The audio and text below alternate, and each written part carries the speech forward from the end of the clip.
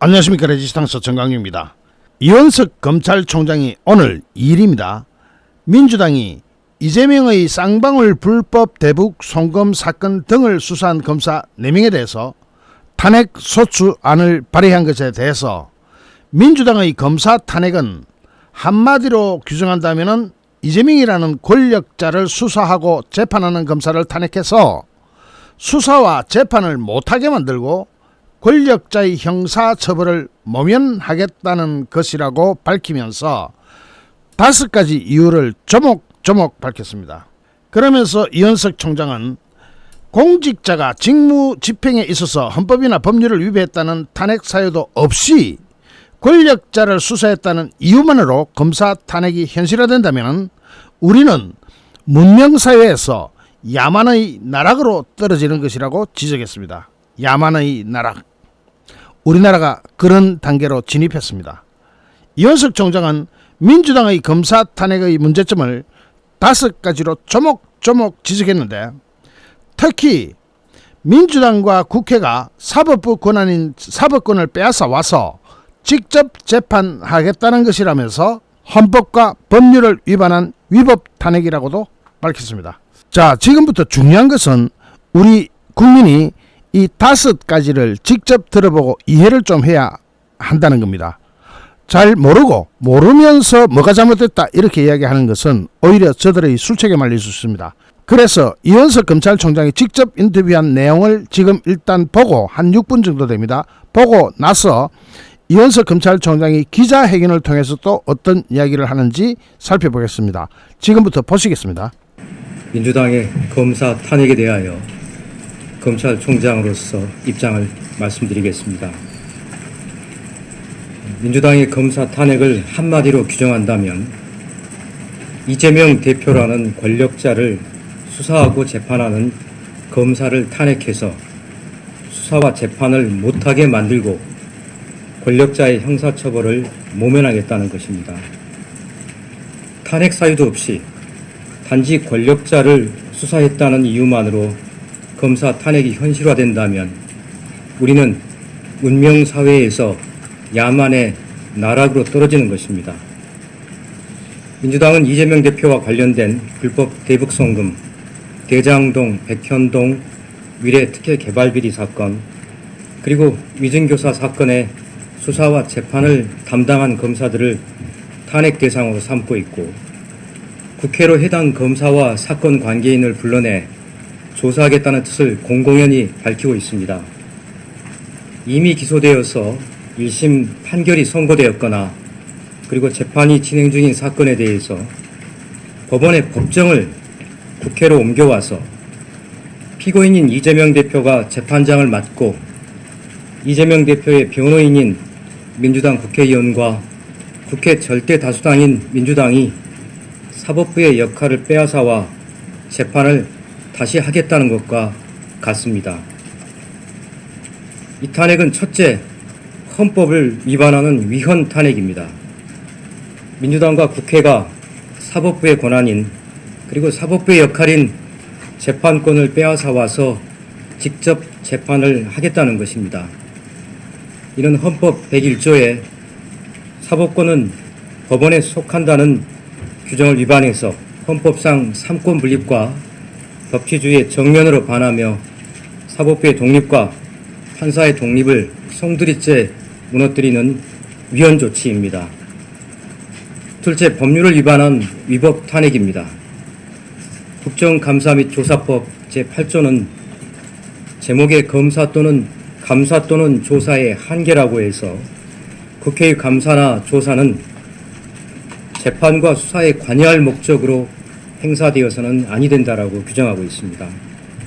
이는 국회의 권한에 대한 본질적인 한계를 규정하고 삼권 분립과 법치주의를 명확히 하고 있는 것입니다. 민주당의 탄핵 추진은 이처럼 헌법과 법률을 위반한 위법 탄핵입니다. 셋째, 사법방해 탄핵입니다. 헌법재판소의 탄핵 심판 이전에 절대다수당인 민주당의 탄핵소추 의결만으로도 검사들은 직무가 정지되고 이재명 대표의 수사와 재판에서 배제되는 결과가 발생합니다. 더구나 민주당은 법원과 판사를 향해서도 재판부를 인정할 수 없다. 판사도 선출해야 한다. 검찰과 법원이 악의 고리로 연결되어 있다. 재판부를 퇴출할 수 있는 방안을 찾아야 한다. 라고 하면서 검사를 겁박하고 법원과 판사에게 외압을 가하여 공정한 수사와 재판이라는 형사사법 시스템의 근간을 무너뜨리는 시도를 계속하고 있습니다. 넷째, 이는 보복 탄핵입니다. 이재명 대표를 수사한 검사를 타겟으로 삼아서 좌표를 찍고 그 검사를 공격하며 직무를 정지시키고 국회로 불러내서 명예를 깎아내리고 탄핵 소송의 대상이 되게 해서 권력자에 대한 수사 의지를 꺾고 손을 떼게 하려는 것입니다. 다른 검사들에게도 본보기를 보여서 위축시키려는 보복 조치입니다. 다섯째, 이재명 대표의 방탄을 위한 방탄 탄핵입니다. 우리 국민은 민주당의 탄핵 조치, 탄핵 시도가 법정 안에서 유무죄가 가려지는 사법 시스템을 무시하고 법정 밖으로 사건을 끌어내서 이재명 대표의 형사처벌을 모면하려는 것임을 잘 알고 있습니다. 그에 더해서 아예 사법 시스템을 무너뜨려 이재명 대표에 대한 형사처벌 자체를 근본적으로 지워버리겠다는 방탄을 목적으로 하는 시도입니다.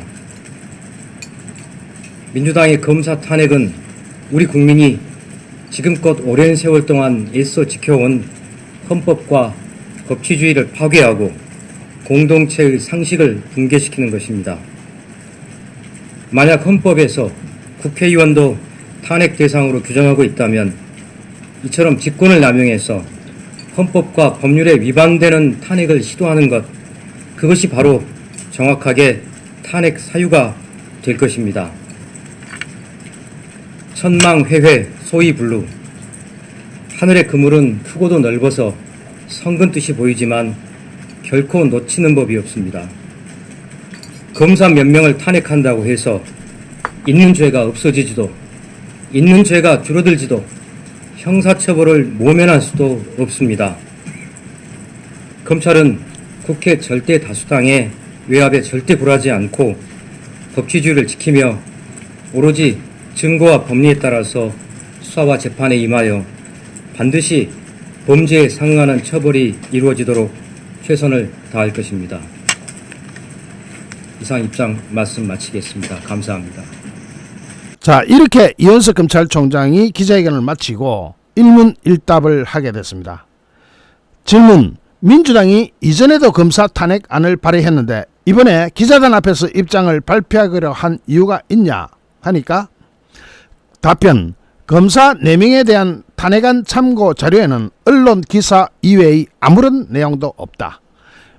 명확하고 명징하고 공무원을 파면에 이르게 할 정도의 중대한 헌법이나 법률 위반 사항이 없는데도 이런 탄핵을 했다는 건 위헌 탄핵, 위법 탄핵, 사법방해 탄핵, 보복 탄핵, 방탄 탄핵이라고 생각한다. 질문: 야권에서 검찰개혁 법안을 발의한다고 공개적으로 언급하고 있다. 이런 행동과 탄핵 소추안 발의가 같은 맥락에서 진행되고 있다고 보나 하는 질문에 야당이 검찰개혁이라는 표현을 쓰지만 정확하게는 검찰청 폐지 법안이라고 생각한다.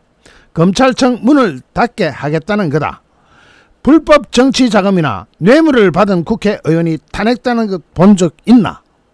일본군 위안부 피해자 할머니들의 보조금을 빼먹은 국회의원, 국회의사당에서 폭력을 행사한 국회의원, 대북 제재가 되어 있는데 북한으로 어디에 쓰일지도 모르는 거액을 송금한 국회의원, 보좌관을 성추행한 국회의원, 부동산 투기한 국회의원, 위원회 시간에 가상자산을 투기한 국회의원이 탄핵되거나 제명되는 것 본 적 있나?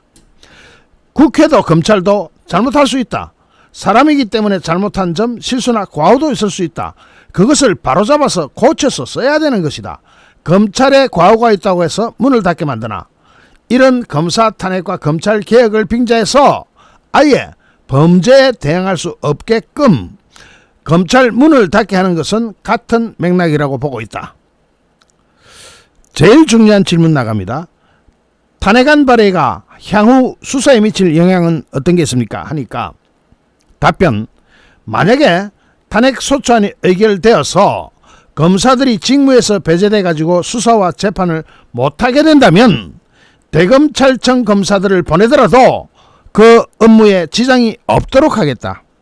대검찰청 검사들을 파견하더라도 현재 진행하고 있는 수사와 기소 유지에 공소 유지에 만전을 기해서 죄는 제대로 법대로 처벌받게 하겠다는 의지를 강력하게 드러낸 거죠.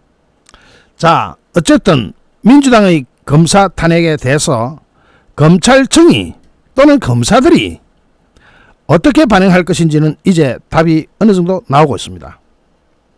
일단 이원석 검찰총장도 총장이지만 일선 검사들이 주눅이 들 것이냐 아니면 반발심이 커질 것이냐, 여러분은 어느 쪽으로 진행될 것으로 보십니까? 저는 검사들이 반발심만 키운 것이라고 보고 있습니다. 어쨌든 지금 현재 상황은 국가 비상상황으로 볼 수도 있겠습니다. 대통령실에서도 민주당이 사법부 역할을 하고 있다는 반응이 나오고 있습니다. 대통령실 반응도 중요하지만 지금 현재 가장 중요한 것은 검사들의 반응입니다. 검사들이 주눅이 들겠습니까? 아니면 반발하겠습니까? 잠시 후 또 다른 주제로 여러분을 찾아뵙겠습니다. 시청해주신 여러분께 진심으로 감사드립니다. 여러분 고맙습니다.